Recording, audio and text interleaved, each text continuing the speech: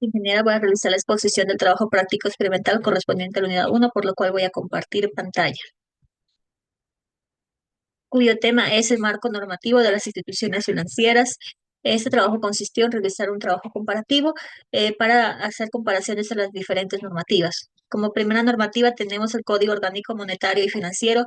Este Código Orgánico tiene como objetivo centrar e impulsar la economía ecuatoriana mediante la generación y distribución de riqueza, asegurando la coherencia y la liquidez del sistema financiero, busca estabilidad y sostenibilidad de estos sectores, mitigando riesgos, en la cual se analizó el capítulo número uno, el 2 y el 3. En el capítulo número uno trata sobre el sistema monetario, en la cual se divide en 6 capítulos. El capítulo número uno es de la moneda y el dinero, en donde se hace referencia a que todas las transacciones se representan en dólares. En el capítulo número 2 son los medios de pago, en donde se define que se puede utilizar otros medios de pagos como son los cheques, las transferencias, las tarjetas de crédito, débito.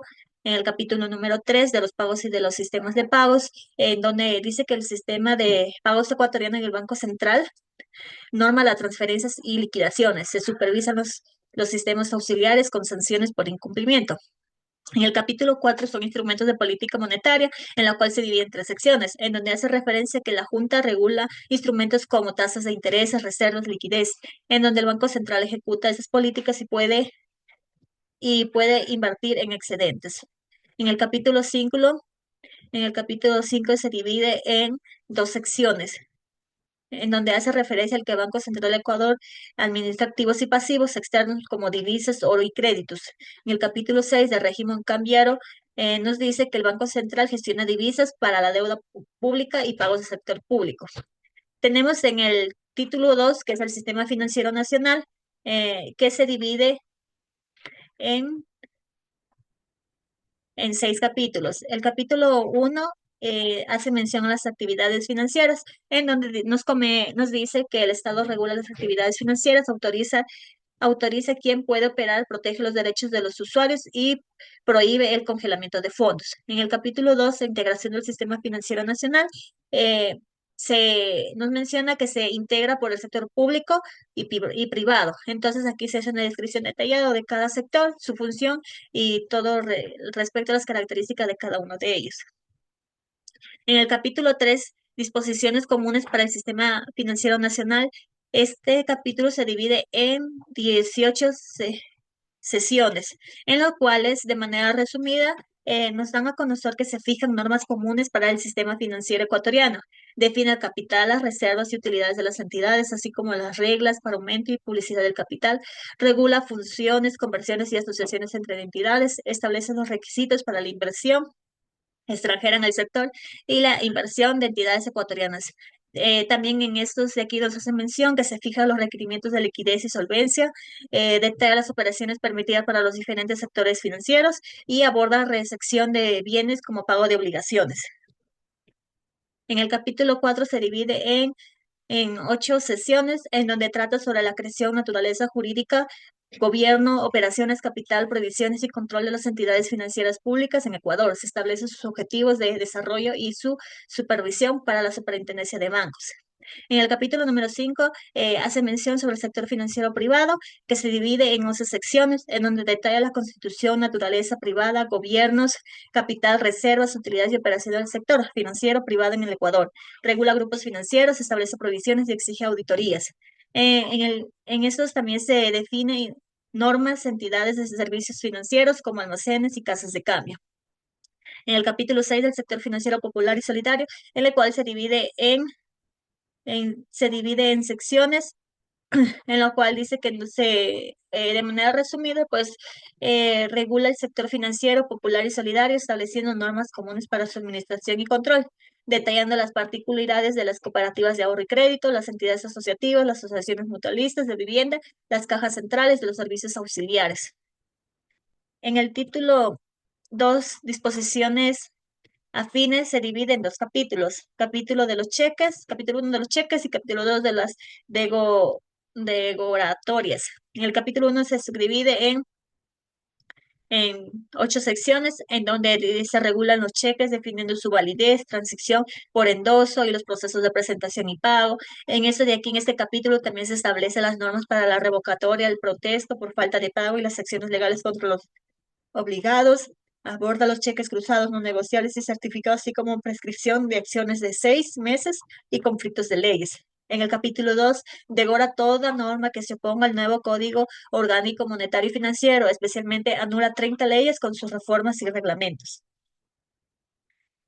Tenemos también la normativa de la Ley Orgánica de Economía Popular y Solidaria, cuyo objetivo de esta ley es reconocer, fomentar y fortalecer eh, y su sector financiero y su interacción con la economía y el Estado, potenciar las prácticas para alcanzar el Suman Kansai, crear un marco legal común, instruir derechos, obligaciones, beneficios y establecer la institucionalidad pública para su gestión integral. Esta ley se divide en 7 capítulos. El capítulo 1 es del ámbito, objeto y principios, en donde define la economía popular y solidaria como una forma económica solidaria centrada en las personas y el buen vivir. El capítulo 2 de la economía popular y solidaria, en donde regula la economía popular y solidaria y sus formas de organización comunitaria, asociativa y cooperativistas. Además de las unidades económicas populares, se establece su constitución legal y supervisión. En el capítulo número 3 del sector financiero y popular, solidario define al sector financiero popular y solidario integrado por cooperativas de ahorro y crédito y otras entidades. En el capítulo 4 de las relaciones con el Estado permite la creación de organismos de integración en la economía popular solidaria con voto ponderado. Define como entidades de apoyo a gobiernos descentralizados y ciertas fundaciones o corporaciones. En el capítulo 5 del fomento, promoción y incentivos, impulsa la economía popular solidaria como fomento en contratación pública y financiamiento especializado. En el capítulo número 6 de las relaciones con el Estado, define la relación del Estado con la economía popular solidaria. El Comité Interinstitucional lidera las políticas con consulta entre actores. La función ejecutiva regula la economía popular solidaria y el sector financiero. En el capítulo número 7 de las obligaciones, infracciones y sanciones, en aquí se detallan las obligaciones y provisiones para las organizaciones de la economía popular solidaria. Define las infracciones para la economía popular solidaria y el sector financiero como multas y suspensión de registro como sanciones. Tenemos la normativa de la ley del Banco del IES, cuyo objetivo, esta ley, es crear y regular esta institución financiera pública y autónoma del IES con la finalidad social de administrar los fondos previsionales bajo criterios de banca de inversión para su rentabilidad y seguridad y de prestar sus servicios financieros a los afiliados activos y jubilados del IES, en la cual este se divide en 8 títulos. El título 1 de la creación, denominación, naturaleza, objeto social y duración y domicilio. En este título se establece la creación del Banco del Instituto Ecuatoriano de Seguridad Social, BIES, un banco público autónomo del IES con fin social. Y el título 2 de las operaciones define las operaciones del BIES, permitiendo realizar banca de inversión. El BIES puede solicitar autorización a la Superintendencia de Bancos para otras operaciones financieras. En el título 2 del capital y reservas, establece que el capital inicial del BIES será fijado en su estatuto y autorizado por la Superintendencia de Bancos. El IES aportará este capital inicial y futuros aumentos. En el capítulo 4 del gobierno y de la administración, define el gobierno y administración del BIES, en donde está integrado por el directorio, el presidente, vocales, jubilados electorales, y establece las políticas, detallan requisitos, provisiones, atribuciones del directorio, incluyendo el nombramiento del gerente general. En el título 5 del control de la auditoría, establece que el BIES será bajo el control y supervisión de la Superintendencia de Bancos, tendrá una unidad de auditoría interna. En el título número 6 de la aplicación de las normas de solvencia y prudencia financiera, dispone que el Banco del BIES aplicará las normas de solvencia y prudencia financiera que emite la Junta Bancaria. El objeto de esta aplicación es asegurar la perseveración permanente de la solvencia patrimonial del banco. En el título número 7, provisiones, limitaciones y excepciones, establece provisiones para el BIES, como usar fondos previsionales para gasto fiscal, condonar obligaciones y conceder contribuciones a terceros. En el título número 8 otorga al BIES jurisdicción coactiva para cobrar deudas al el gerente general la ejerce y puede delegarla. Se basa en cualquier título de deuda, inclusivo y líquida. Se permiten medidas cautelares y designación de depositario. La siguiente normativa la que tenemos es codificación de resoluciones monetarias, financieras y valores y seguros, cuyo objetivo es consolidar y organizar la normativa emitida por el Banco Central del Ecuador en estas áreas para brindar claridad, certeza jurídica y facilitar la consulta y aplicación de las disposiciones vigentes a los actores del sistema financiero, mercado de valores seguros y al público en general, promoviendo la transferencia, optimizando la gestión de los organismos de control y contribuyendo a la eficiencia del sistema al ofrecer un marco regulatorio accesible y ordenado. Esta normativa se divide en dos títulos. El título 1 trata del sistema monetario. El sistema monetario se subdivide en capítulos. Tenemos el capítulo 1 de la moneda y el dinero, el 2 normas para la gestión de medios de pagos electrónicos, capítulo 3 normas para el sistema central de pagos, capítulo 4 de los sistemas auxiliares de pago, capítulo 5 normas para el depósito centralizado de valores del Banco Central del Ecuador, capítulo 6 instrumentos de política monetaria, capítulo 7 políticas para la administración integral de riesgos del Banco Central del Ecuador, capítulo 8 normas para la calificación de activos de riesgo y contingentes y constitución de provisiones por parte del Banco Central del Ecuador, capítulo 9 políticas para la inversión de excedentes de liquidez. Capítulo 10 operaciones del Banco Central. Capítulo 11 sistema de tasas de intereses y tarifas del Banco Central del Ecuador. Capítulo 12 de los depósitos del sector público. Capítulo 13 de los activos y pasivos externos del Banco Central del Ecuador. Capítulo 14 de las divisas. Capítulo 15 del servicio de la entidad de certificación de formación y emisión de certificados digitales electrónicos. En el título, ya, en el capítulo 1, se divide en una sección que da a conocer que los bancos y ciertas operaciones canjean billetes por monedas sin costo. El banco debe ser exacto, incluso a no clientes. El Banco Central paga una comisión por transacción. Las superintendencias controlan el cumplimiento. En el capítulo 2 establece las normas para la gestión de medios de pagos electrónicos. En el capítulo 3 establece el principio de no repudio en el sistema central de pagos, describe los procesos de compensación y liquidación, eh, faculta al Banco Central del Ecuador para solicitar medidas correctivas a las entidades financieras. El sistema central tendrá resoluciones administrativas. eh, describe la Cámara de Compensación de Cheques como un mecanismo nacional. Define el sistema de cobros interbancarios como un mecanismo para canalizar órdenes de cobro de un cliente cobrador. Define las cámaras de compensación especializadas, un sistema dentro del sistema central de pagos. También tenemos que dar a conocer que el sistema de redes como un mecanismo para canalizar el tiempo real de las instituciones, el sistema de ventanilla compartida como una interfaz proporcionada por el Banco Central del Ecuador. También tenemos que detallar las tarifas en el Banco Central del Ecuador. Mm. Asimismo, tenemos que en el capítulo número 4 trata sobre los sistemas auxiliares de pago. El capítulo número 5 regula el depósito centralizado de valores del Banco Central. Y el capítulo número 6 define las herramientas de políticas monetarias ecuatorianas para gestionar la liquidez. El capítulo 7 establece las políticas para la administración integral de riesgos dentro del Banco Central del Ecuador. El capítulo 8 establece la normativa del Banco Central del Ecuador para calificar activos de riesgo y construir provisiones para protegerse de pérdidas. El capítulo 9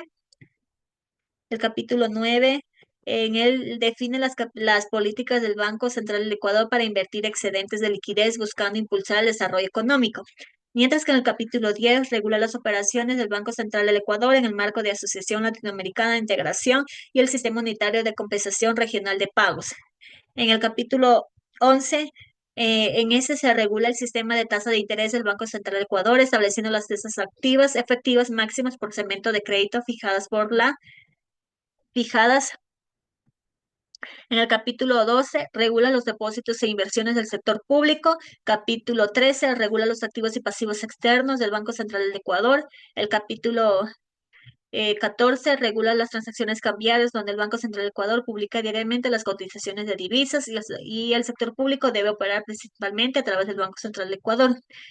Y en el capítulo número 15 faculta el Banco Central como una entidad de certificación y de información para emitir y gestionar certificados digitales o electrónicos bajo la normativa del comercio electrónico y Arcotel.